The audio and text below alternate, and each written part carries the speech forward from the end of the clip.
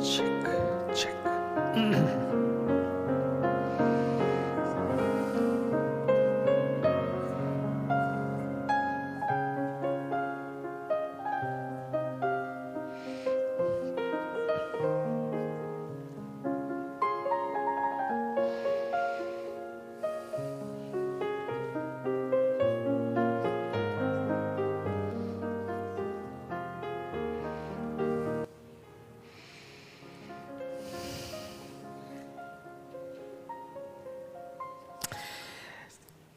Friends, yes, good evening. Oh, good evening. Let's begin with our scripture reading for today. In the name of the Father, and of the Son, and of the Holy Spirit. Amen. A reading from the Gospel according to Luke. Then going out, he went, as was his custom, to the Mount of Olives, and the disciples followed him. When he arrived at the place, he said to them, "Pray that you may not undergo the test." After withdrawing about a stone's throw from them and kneeling, he prayed, "Father, if you are willing, take this cup away from me. Still not my will, but yours be done." And to strengthen him, an angel from heaven appeared to him. He was in such agony, and he prayed so fervently that his sweat became like drops of blood falling on the ground. When he rose from prayer and reunited to his disciples, and returned to his disciples, he found them sleeping from grief. He said to them, "Why are you sleeping? Get up and pray that you may not undergo the test." The Gospel of the Lord. Praise to you, Lord Jesus Christ. We have many examples of Jesus spending time in solitude, sometimes entire nights in prayer. The Gospel authors will tell us that. And it's easily imaginable that he entered into such deep union with God in those moments as the incarnated Son of God. We surely could call them his contemplative moments of perfect union with God. And even those 40 days in the desert, to be able to enter into such depth of his relationship with God that only after 40 days he realized he was hungry. It says a lot. So in many ways, folks, this journey that we are undertaking is a very Christ-like journey. So I'm very, very encouraged because for the last 4 weeks, we have had a very consistent group of people that are here and even online, those who are watching online. By the time this a session comes through, there are at least 300 views, which means there are people who are either watching it again just to reinforce the message or others. And I think there is a tremendous hunger and a thirst for this deep spiritual life and this mystical kind of pursuit of the contemplative journey. So I'm very, very encouraged, and I've often said this before, nothing against Jesus, but people say Jesus changed my life, and honestly, I say John of the Cross changed my life and brought me close to Jesus like never before. And so I'm nowhere close to where, we are saying that we have entered the contemplative journey. I don't think I'm even close to the dark night, but just to be able to contemplate that and to pray about that brings tremendous amount of spiritual strength. Now, John of the Cross considers it necessary for the soul to go through the dark night. By the way, I'm not using the screen today. Much of it, what I'm going to say, is in your notes. You may or may not follow it. At some point, I'll tell you. But when you go back home, you can follow the notes again. But what I'm saying right now is there in your notes. So John considers it necessary for the soul to go through the dark night. Now, you think about Jesus's time in the Garden of Gethsemane. Was it necessary for him to be in that moment in such deep union that his sweat became like drops of blood? What is that? How do you explain that? Then, of course, he enters the darkest of nights, the abandonment, and then there is the greatest of reunions, the resurrection. So John of the Cross, following this journey of Jesus, considers this dark night to be an important part of the journey towards contemplation. And John is also saying that this is not everybody's cup of soup. We just had soup, so I'm saying cup of soup. It's not everybody's cup of soup. Not everybody may feel that they are being called to this, and that's okay. In my very last talk, I'm going to sum all this up with an overarching commentary on spirituality. But if at the end of all this, you feel that, maybe God is not calling me to the depths that John of the Cross is leading to, that's okay. There is another way. There are other ways. This is not the only way.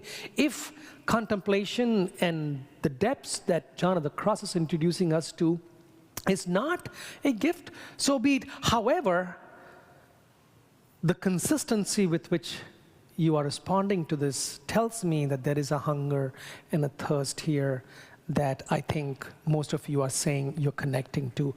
And keep tab over this thirst that you're feeling, because remember, at some point, God is going to lead you further, right? It's goes out of our control, okay?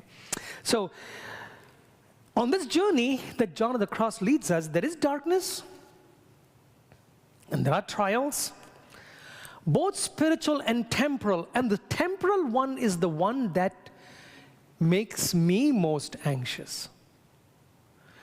Because when you look at John of the Cross's life, remember the imprisonment? One of the things that I really dread is to be in prison. When I think of people who are imprisoned and arrested and go to jail, I dread at that. And sometimes, not that I'm going to commit any crimes, but sometimes I think, what if I am turning right and I hit somebody, a cyclist or bicyclist, and I'm arrested for or convicted of involuntary manslaughter, and I have to spend an hour, a year in jail? I think I would die. It scares me. But those temporal darkness, or, you're struck by a terminal illness. The dark night is not too much fun then, right? As a spiritual journey, I may be able to deal with it, but the temporal part of it, and I don't know what's in store. And John of the Cross himself, towards the end of his life, there was tremendous suffering. But he considers it all part of this contemplative. And he had reached this level of spiritual enlightenment, what he calls the stage of perfection. So anyway, John of the Cross would say that there are souls who undertake this journey on the way to a high state of perfection. So don't stop desiring and yearning for it. Now, what's the rationale? Why this darkness? Why is it necessary for the soul to go through the dark night on the way to contemplation and perfect union? Here's the rationale. Souls have begun to walk along the road of virtue. This is where I find you and I. This is, if you really ask me, where am I in this state? This is where I feel I am, just the beginning of it, right? We have begun to walk along the road of virtue. And the Lord desires to place us in the dark night Why? Because it's a necessary step towards the divine union. Now, sometimes souls do not want to enter the dark night or allow themselves to be placed in it, or sometimes misunderstand themselves, or sometimes there is no spiritual director to guide them. Now, I was thinking the other day, thank God that in some way I was introduced to John of the Cross, and a lot of people, especially, about 50 people present here today, have been able to begin a journey, right? And so, when you have somebody guiding you through it, it's one way of God leading us on this way to the top of the mountain.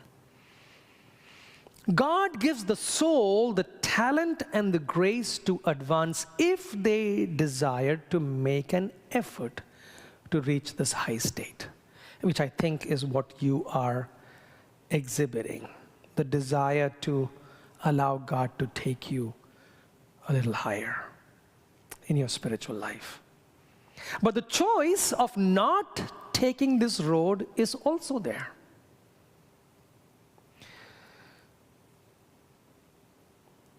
There are two things that can mislead souls who have begun this road to virtue. First is that when the darkness comes, there are conflicts within. There's temptation, sinfulness emerges.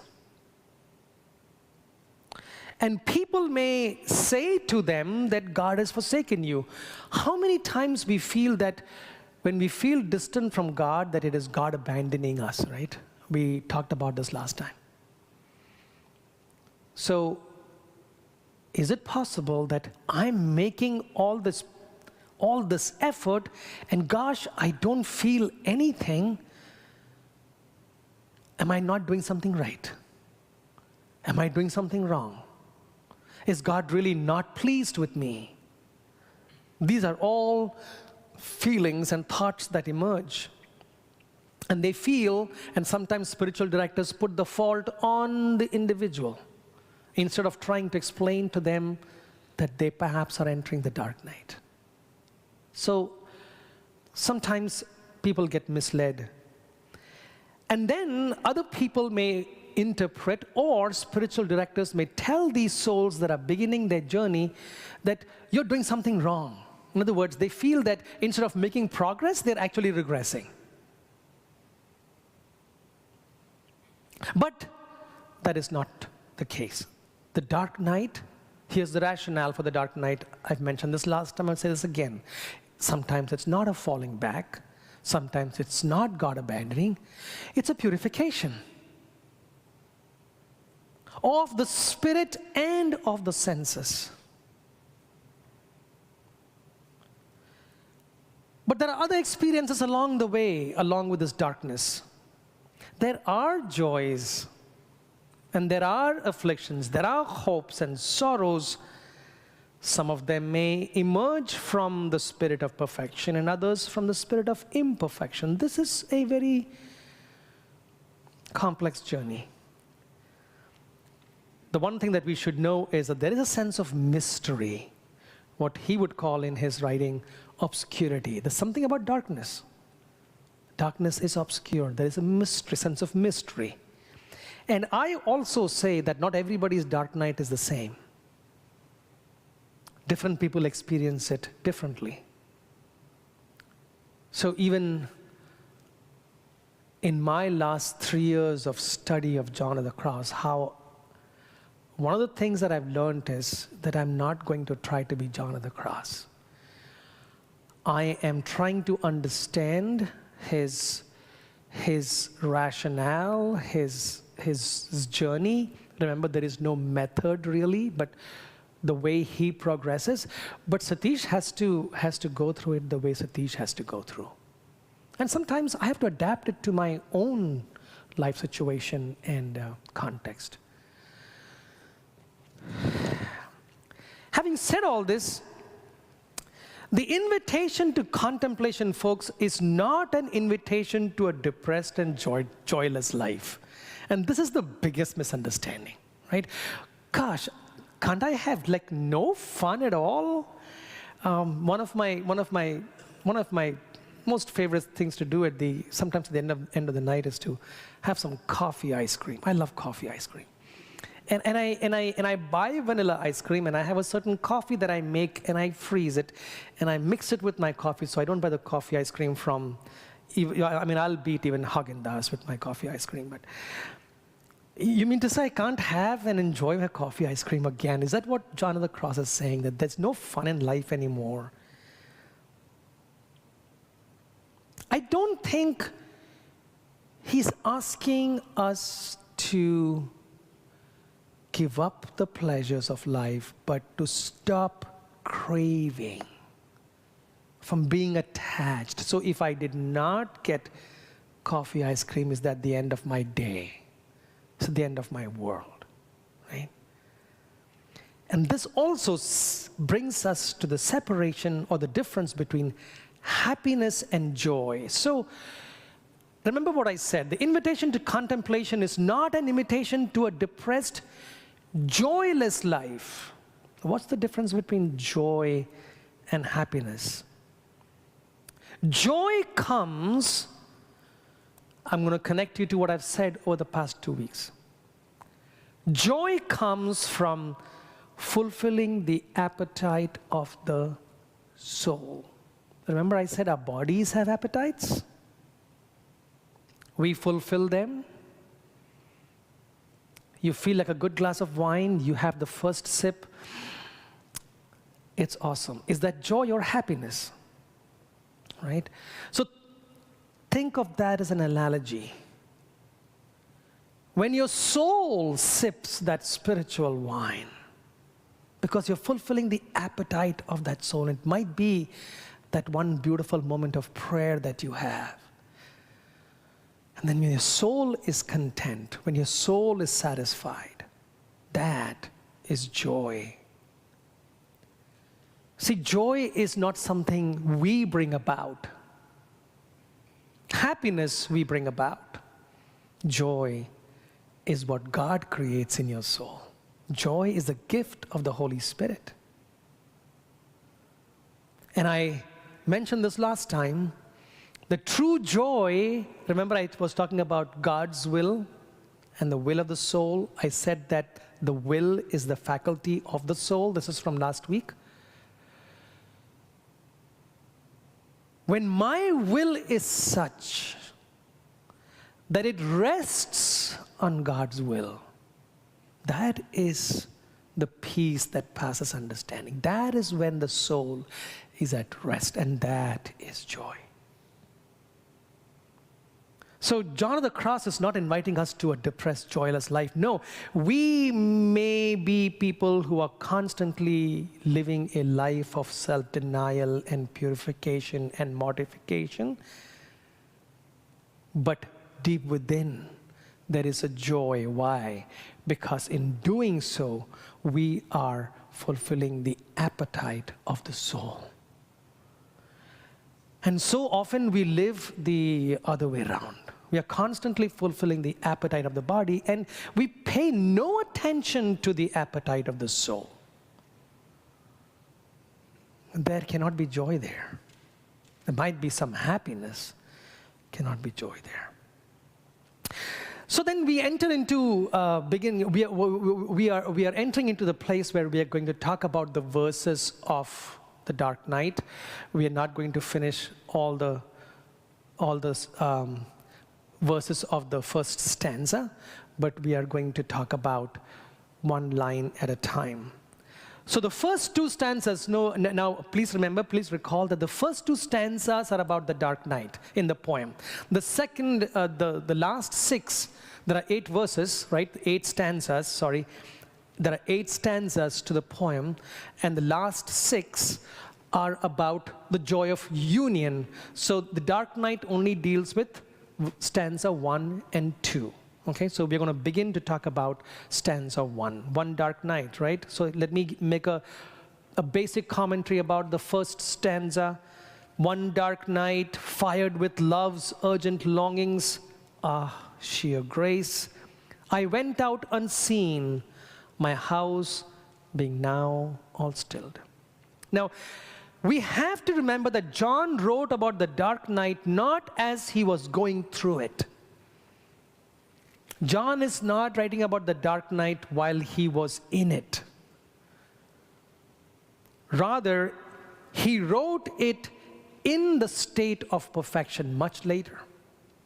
So he goes to the dark night, he emerges from that because of this union that he has, and then he reflects upon it. He writes the poem, and then when people ask him, what does this poem mean? That's when he begins to write it in detail. So he's writing about the dark night after his experience of the divine union. And the first verse is the soul describing his journey from the self. Remember self-denial?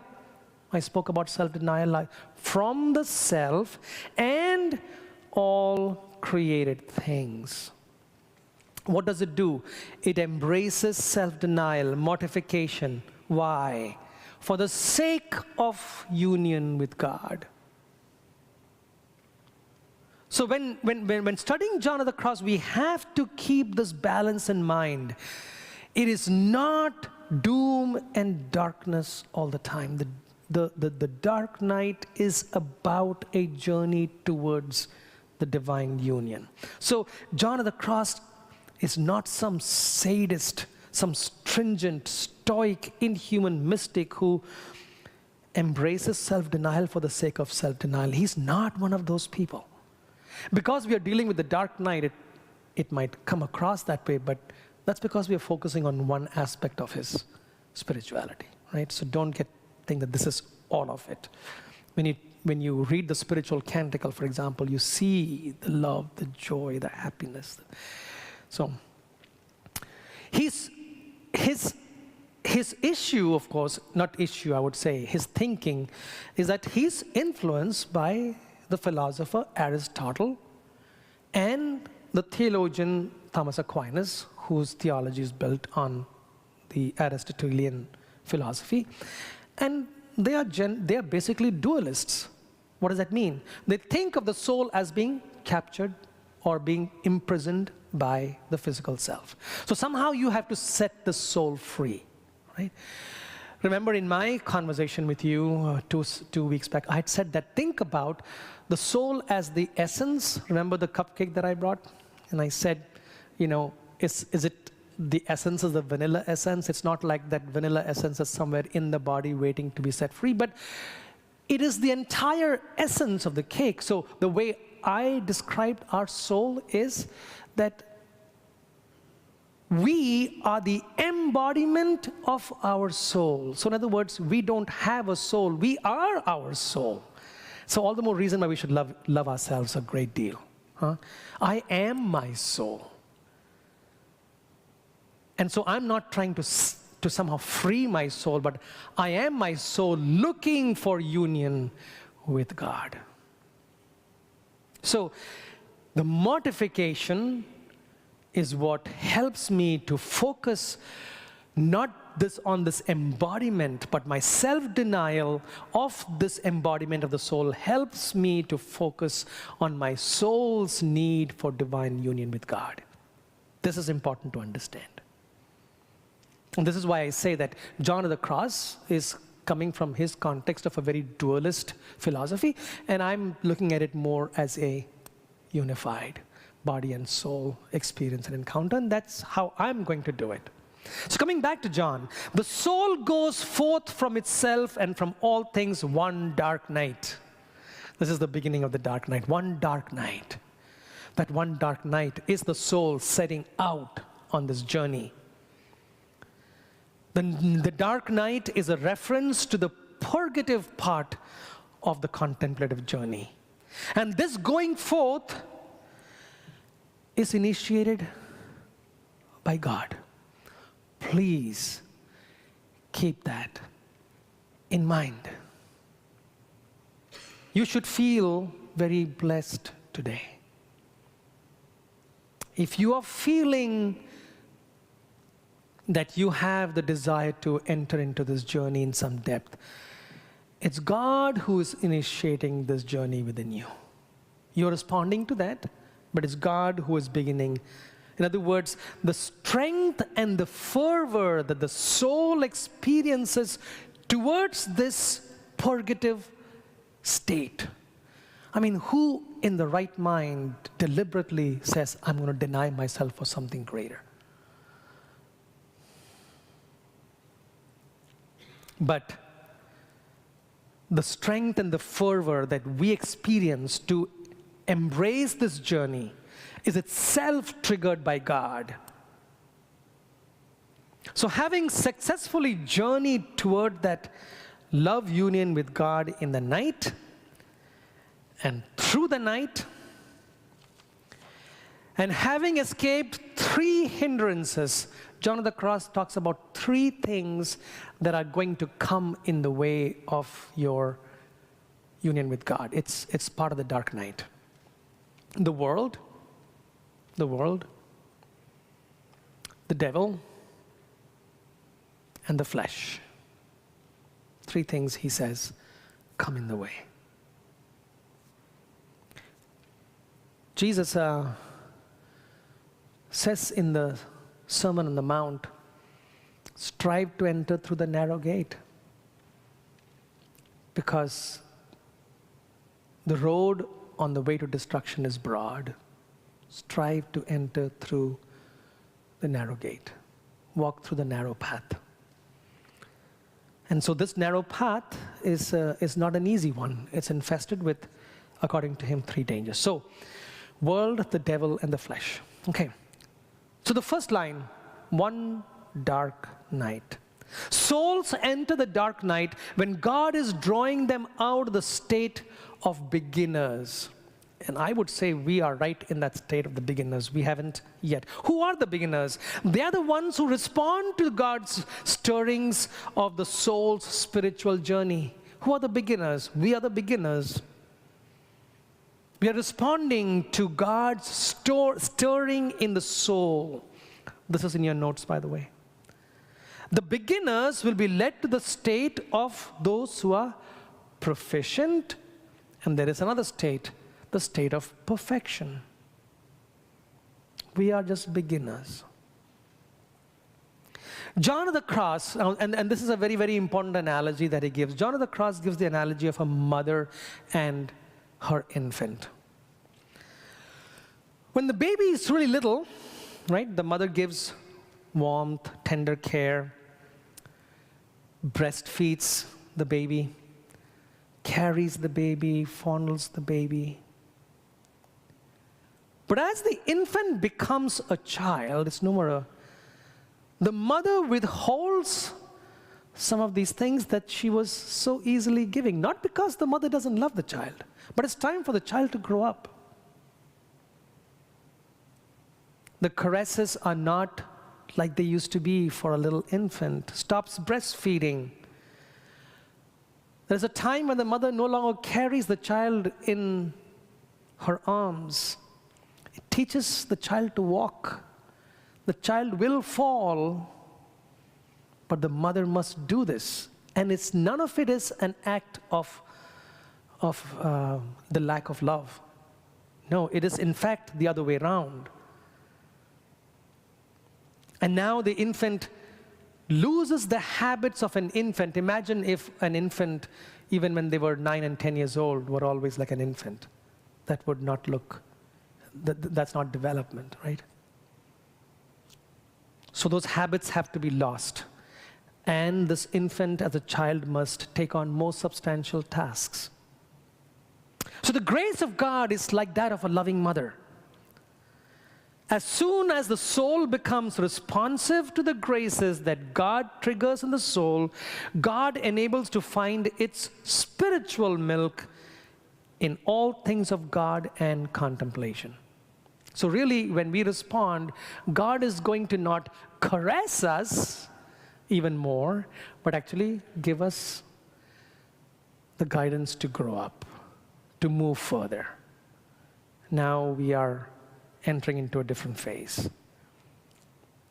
For the beginners, these initial movements in the soul is like the infant in the mother's womb. They delight in prayer, spending much time doing penances because in them they find great comfort. But the thing is that even though, so separate the spiritual state and the physical state, okay? When we are in the state that we experience a lot of comfort, feelings, and folks, this is where many of us get stuck. Prayer needs to always necessarily feel good. If it doesn't feel good, we don't think we have prayed. It's all about the feeling. If I don't feel something emotionally, I prayed today, but nothing happened. I prayed today, but I just didn't feel anything, right? Physically, we may feel that we are falling, but spiritually, John of the Cross is saying, that's what the mother does to the child, right? The mother makes the child's life a little more challenging, but it's not a falling back, it's actually a growing, even though the child may hit its head on something and start crying. You see what I'm saying? So this separate the two. Spiritually, you are growing. So such people, you know, when infants are being weaned, the child doesn't want to give up the mother's milk. And so mothers, at least back in India, they have all these tricks that put some bitter herbs on the, you know, and so the child goes to drink the milk and, you know. This is kind of entering the dark night, right, as far as the soul is concerned. So we try to do those devotions and spiritual exercises for satisfaction and the contentment that is found in them. But if you keep going back to that which is infantile, then we are not confirmed in virtue by the struggle that it demands.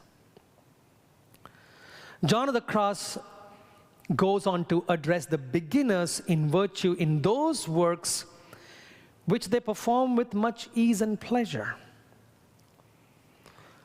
So, those of us who find tremendous amount of comfort and contentment in those tangible, physical feelings, John of the Cross says, can fall into certain dangers.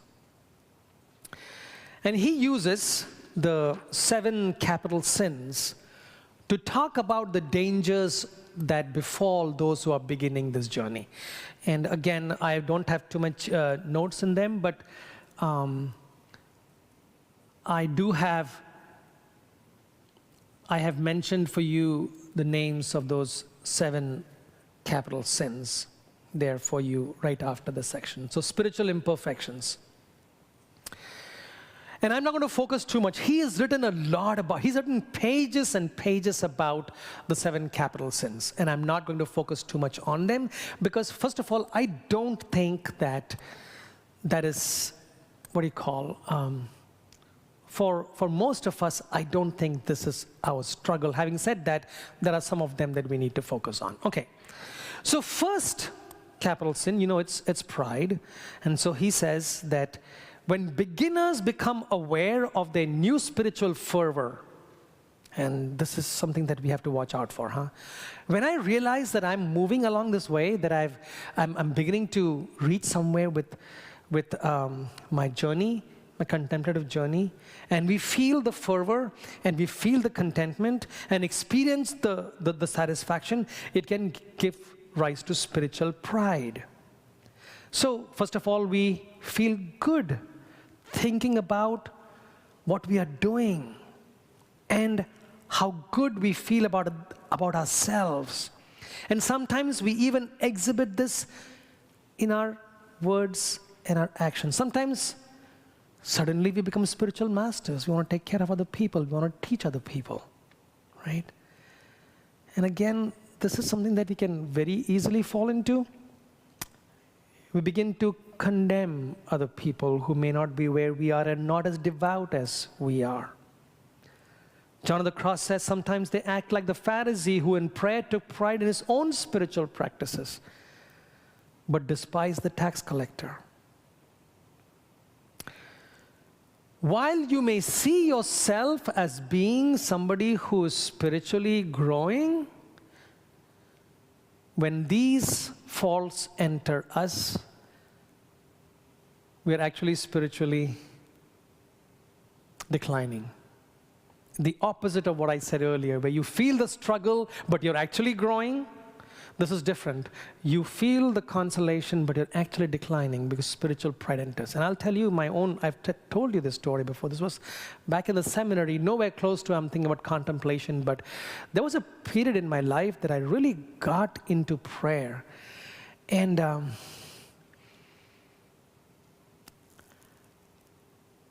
I used to look at other seminarians and kind of think, God, how are you a seminarian? I don't see you pray, you know. And it got worse. Sometimes a seminarian would come with me to pray in the chapel, and if he was one of those people that I didn't care for too much, I used to be upset that he's praying. So spiritual pride can come very easily, and you see a lot of self-righteousness and condemnation going around. So this is something that we can fall into very easily. And then we want to be praised for what we do and the spiritual state that we are in. Now, those who proceed with caution in this route, they are built up in humility. Not looking at their own works, but sometimes even though we are growing, still dissatisfied with themselves. John of the Cross says that in tranquility and humility, their desire is to learn the things that are profitable to them. So the pride versus humility. So this is the characteristic of spirituality that is pure, simple, true, and pleasing to God. It's built on humility. Spiritual avarice, greed, second capital sin, greed.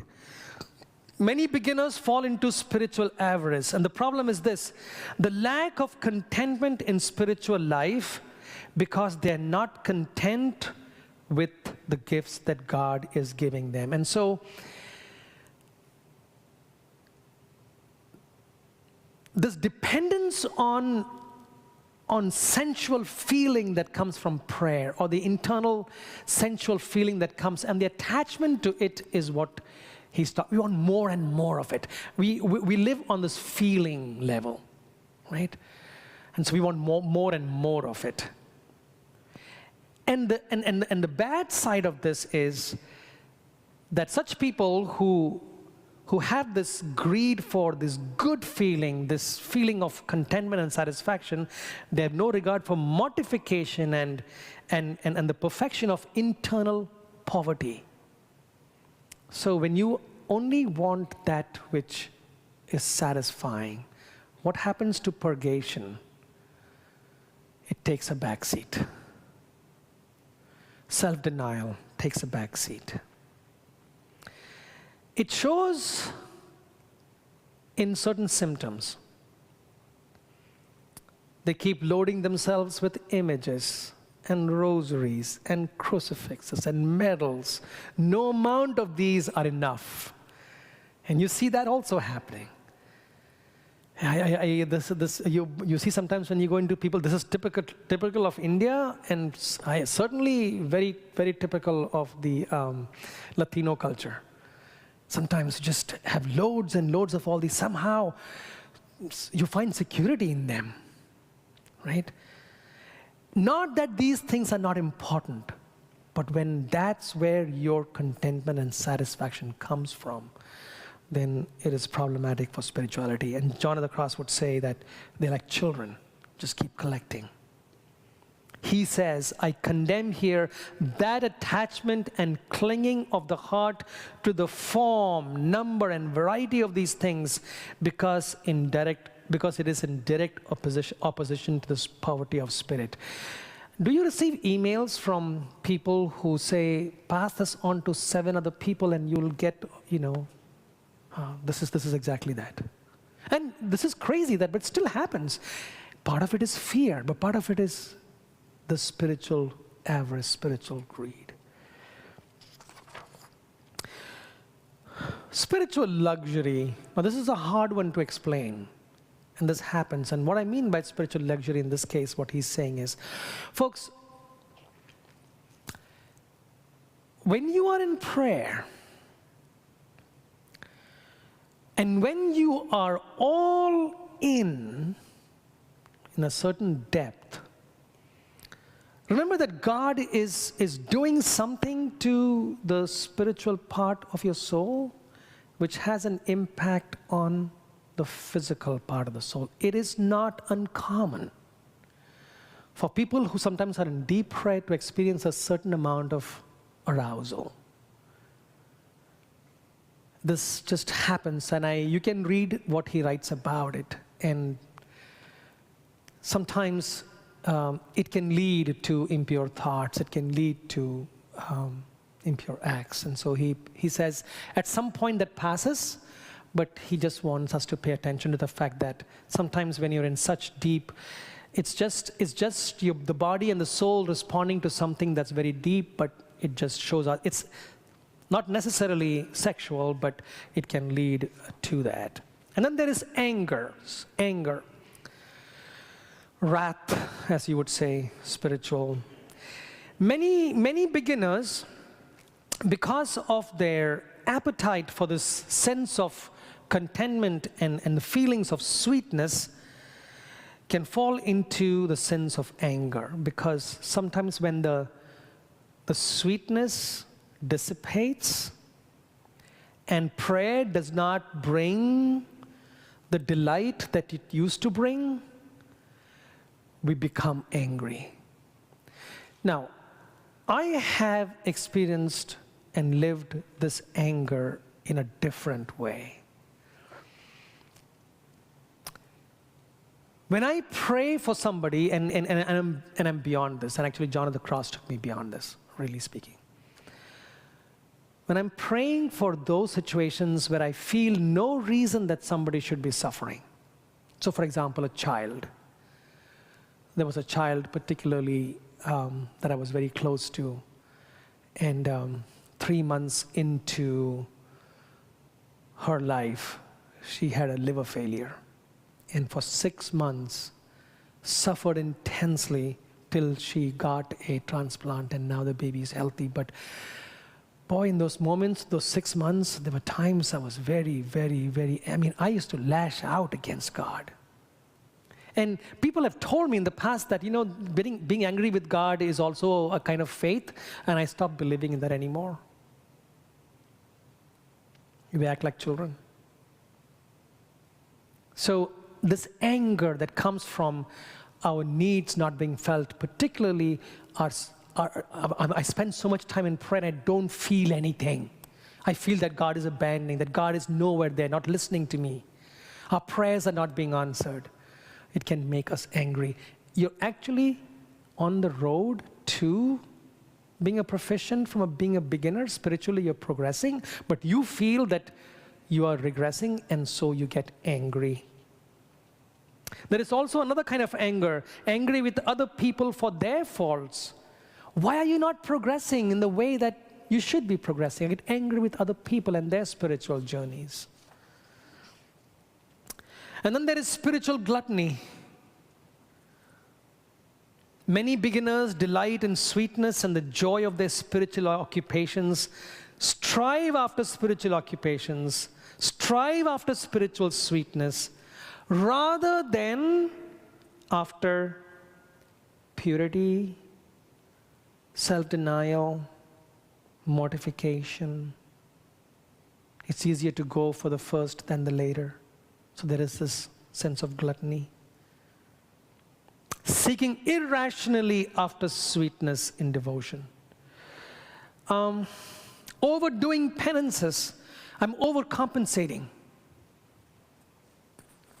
Doing penances that even your spiritual director may say no to.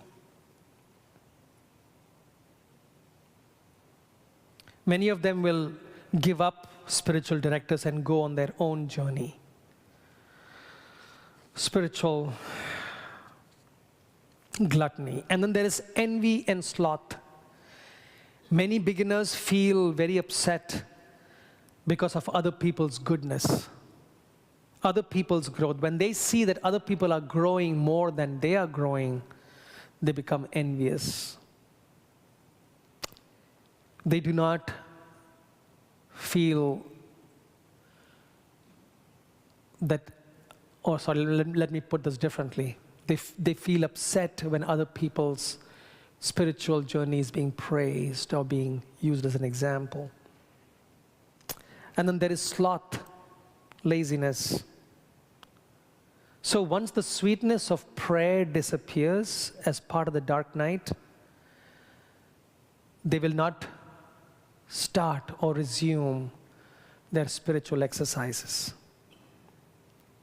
Those with sloth simply neglect the way to perfection. So again, remember that he's writing this because he's guiding seminarians and nuns, particularly the nuns of Teresa of Avila, and he's trying to guide them in the right path. And this is, I told you, my own experience in the seminary is that all these spiritual capital sins can come in the way to perfection. Okay. So then one dark night, we are moving on to the first line of the poem, One Dark Night. The dark night produces two kinds of darkness or purgation. And this is in keeping with two divisions of human nature, spiritual and sensual, bodily and soul, body and soul, the duality that we talk about. The first night, or the spiritual purgation, wherein the soul is purified or detached, will be of the senses, and we start that. Remember that the first night, or the first part of the purgation, is begun by us. We begin to take the steps. The second one, the sensual, the spiritual one, happens when God purifies us. So the first night of the sensual purgation, wherein the soul is purified or detached, will be of the senses, and we are trying to subject them to the Spirit. Today's March the 17th, and St. Patrick's Day. And there are dioceses across the country where the bishop has given dispensation for people to go and eat meat on Friday, because today is the Friday of Lent, and I'm dear God, let this not be pride, but but I'm saying, well, this whole invitation to purification and mortification and self-denial, to accept that journey with a sense of humility and say, yeah, it's okay. I'm not going to die if I don't eat meat on St. Patrick's Day or corned beef. So, the sensual purgation. Who starts it? We start it. I have a friend of mine who has gone for a vacation to Florida and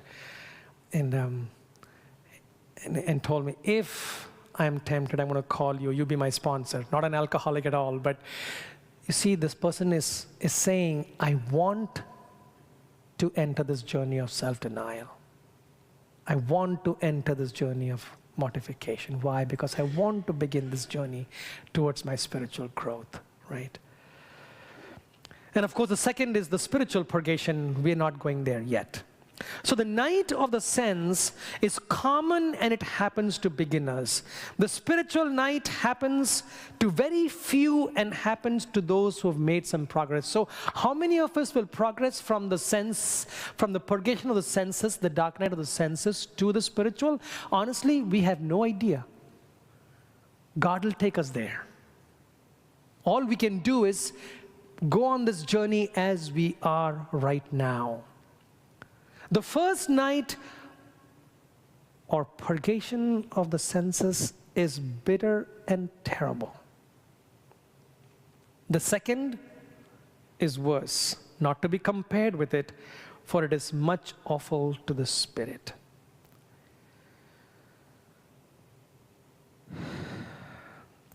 In your notes, you have what this means. What this means. And I've tried to take John of the Cross's sentences and put them in bullet points. Okay? Tried in the way of goodness, this is the beginner entering the dark night. Tried in the way of goodness, persevering in meditation and prayer, because of the sweetness they found there, withdrawn their affections from the things of the world, having gained some spiritual strength in God, in some measure having curbed their love of the creature, are able for the love of God to carry a slight burden of dryness. So 1, 2, 3, 4, 5, 6, 7 of these are what we have done as beginners. What have we done? We have been tried in the way of goodness. We have persevered in meditation and prayer. Why? Because of the sweetness we found there. Not because we are ready for the dryness yet, but because we have been meditating, we've been praying, we are staying on, because we find the comfort and the consolation. Withdrawn their affections from the things of the world, that is purgation, self-denial. Having gained some spiritual strength in God, we are no more infants. God is making us children, not just infants. Are able for the love of God, to carry a slight burden of dryness, without going back to the more pleasant time when the spiritual exercises abounded in delights. In other words, once we have done these things, we're able for the love of God to deal with some dryness, which is like the child growing up, remember? And now when we have reached that stage, we are not going back once again to be infants and children to get that sweetness all of. Now we are willing to put up with this dryness, this sense of the dark night. And when the sun of the divine grace is shown more clearly upon them. In other words, when the light was shining more clearly, we are refusing to kind of go back to that. How do we go back to that? Again, 10,000 spiritual exercises, trying to do penances that are not necessary, collecting rosaries, saying novenas, and not that novenas are bad, but it becomes a crutch, you see what I'm saying? So going back to that infantile way of living again. God now changes that light into darkness. God seals up the door of the fountain of the sweet spiritual waters which they tasted in God. When they were weak, this door was not shut. But now God leads them in darkness. And here's what happens. They cannot advance a single step in meditation. So this is the stage that we need to worry about. I don't know how many of us might think that we are in this stage. In other words, I still feel that I'm in the stage where I rely much on what I'm feeling. But I haven't reached the stage where I know I'm growing, but man, I have absolutely no desire to pray. I find nothing in it. This is the beginning of the dark night. You're actually growing, but that's not what it feels like. And God shutting the door of that sweetness is like the mother who is denying the child breast milk because the child is ready to take the next step. And sometimes this dryness is so great that it almost turns into a certain bitterness. John of the Cross would say that recollected people, people who deal with this maturely, enter the dark night sooner than others.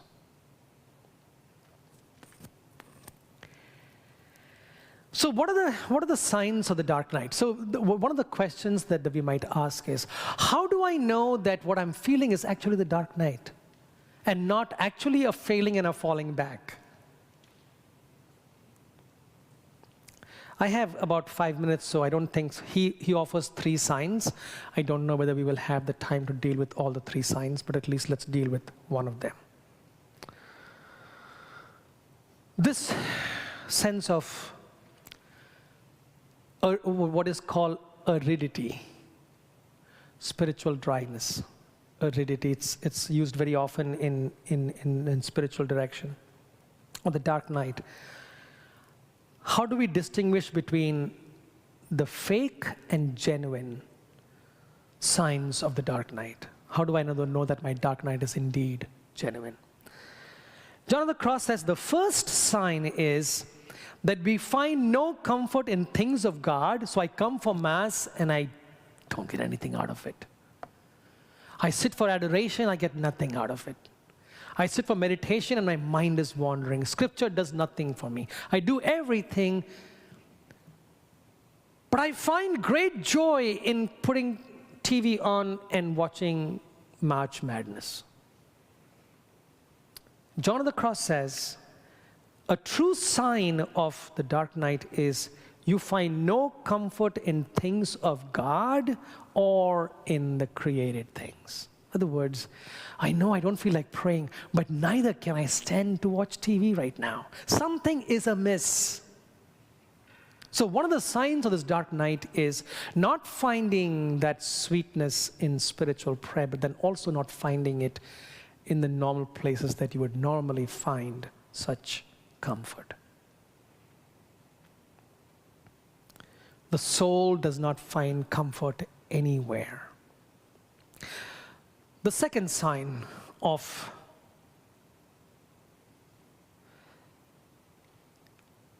there is a painful anxiety as you feel this dryness, this aridity, because the soul is anxious that it is not serving God. So I'm not finding comfort anywhere, right? But then this sense is that I'm not serving God. And there is this painful anxiety. It's not lukewarmness. Some people say, have I lost the fervor? If you lost the fervor, you wouldn't have that constant yearning, that longing, that anxiety for that spiritual growth.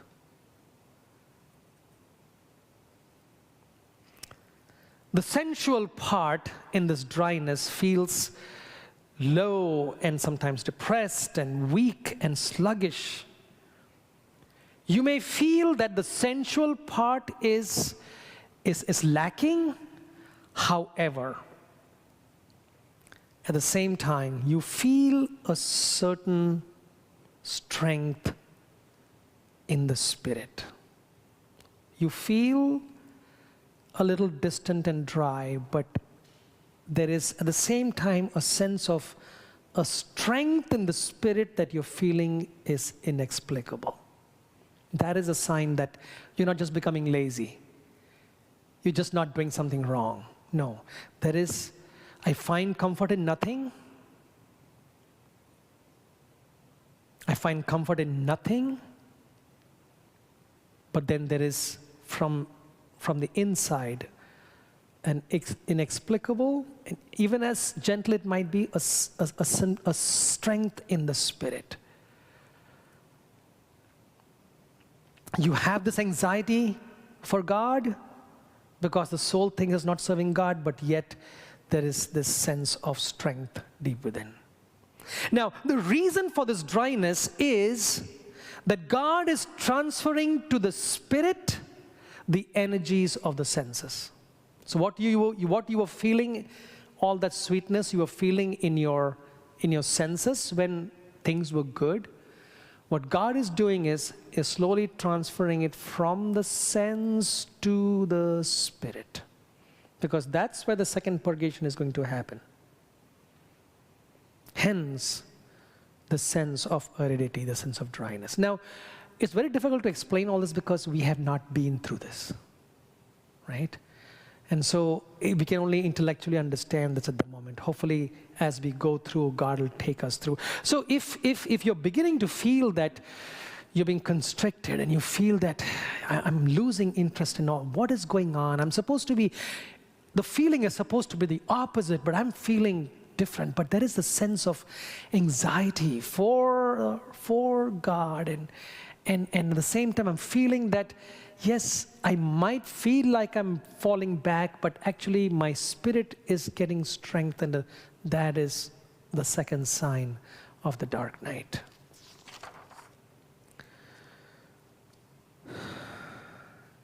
So I shall deal with the third sign of the dark night because it is actually 8 o'clock at the moment, and I don't want to spend another 15 minutes right now. I would take the notes that I have given you, and I would like you to spend your week dealing with parts of it. And then if you get the chance, if there's anything that has been amiss, try to watch this session again, and perhaps God will lead us deeper into this journey. Listen, in all of this, I think for me the most consoling thing is I do my part, but a lot of this is in God's hands, and that is actually my comfort. I'm going to be led in the way that God is going to lead me. So I don't want to be over anxious about it. Don't using a modern term, I don't know if John of the Cross would have used this, don't freak out about the dark night. Let God do God's thing. Honestly, if our intentions are good, and if we don't fall into, attachments and God will lead us. You got to trust God with that. In the same way that Jesus in the Garden of Gethsemane was led by God. Amen? Good night, folks.